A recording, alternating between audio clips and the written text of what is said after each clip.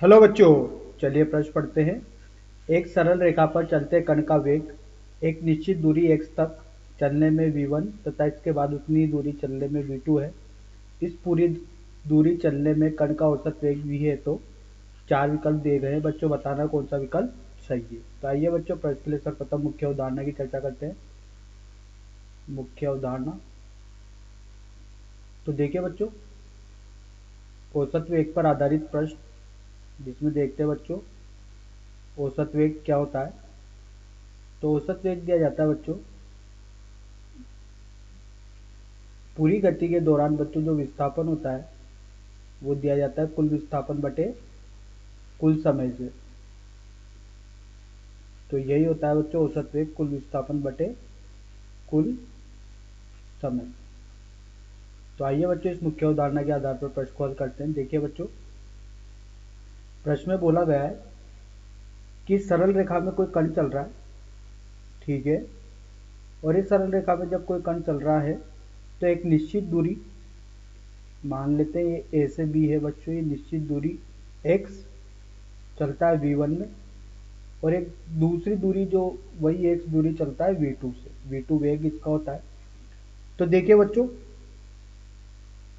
अगर यहां से देखा जाए तो समय निकालते हैं तो इसका समय बच्चों t1 है, इसका समय t2 है। तो t1 समय होगा बच्चों, ये होगा विस्थापन बटे वेग के, और t2 समय होगा बच्चों विस्थापन बटे वेग के। जो वेग क्या होगा बच्चों v2 होगा। तो कुल समय कितना हो गया बच्चों, कुल समय जो t है ये हो गया t1 धन t2, दोनों समय का योग।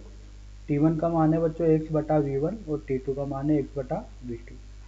अब देखिए बच्चों, औसत वेग होता है कुल विस्थापन। तो देखिए बच्चों, इस पूरी गति के दौरान कुल विस्थापन कितना रहा है बच्चों, वो रहा है 2x।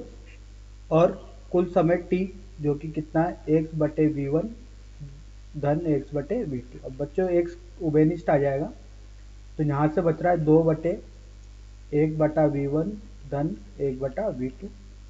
तो देखिए बच्चों, जब इसको हल करते हैं तो हल करने पर मिलता है बच्चों 2/v औसत धन ये मिलेगा 1/v1